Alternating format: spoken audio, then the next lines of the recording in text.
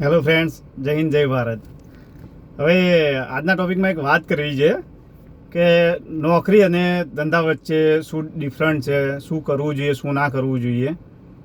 તો પહેલી વસ્તુ તો નોકરીમાં તમારી એક લિમિટેશન આવી જશે કે અમુક સ્ટેજ પછી પગાર ધોરણ એક લિમિટ થઈ જશે કે એનાથી વધશે નહીં, ક્યારેય નહીં વધે.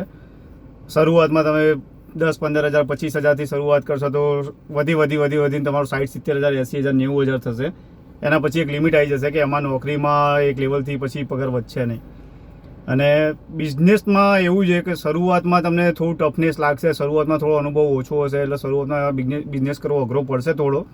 પણ 2-4 મહિના, 6 મહિના કે 12 મહિના તમે આપશો બિઝનેસને, એટલે એ બિઝનેસ એક લેવલ સુધી પહોંચશે કે એમાં ધીરે ધીરે કરીને એક ગ્રોથ જ થતી રહેશે.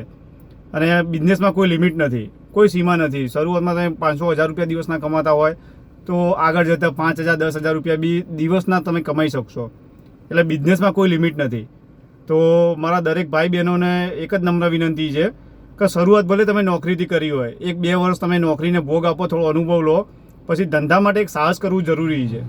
તમે સાહસ કરો, નોકરીમાંથી બહાર નીકળો, નાના પાયે બિઝનેસ કરવાનું સ્ટાર્ટ કરો, નાની લોન લઈને બિઝનેસ કરવાનું સ્ટાર્ટ કરો, પણ બિઝનેસ કરો. કારણ કે આગળ જતાં તમને બિઝનેસમાં જે ગ્રોથ મળશે ને એ નોકરી કરતાં તો લગભગ 4 ગણી હશે.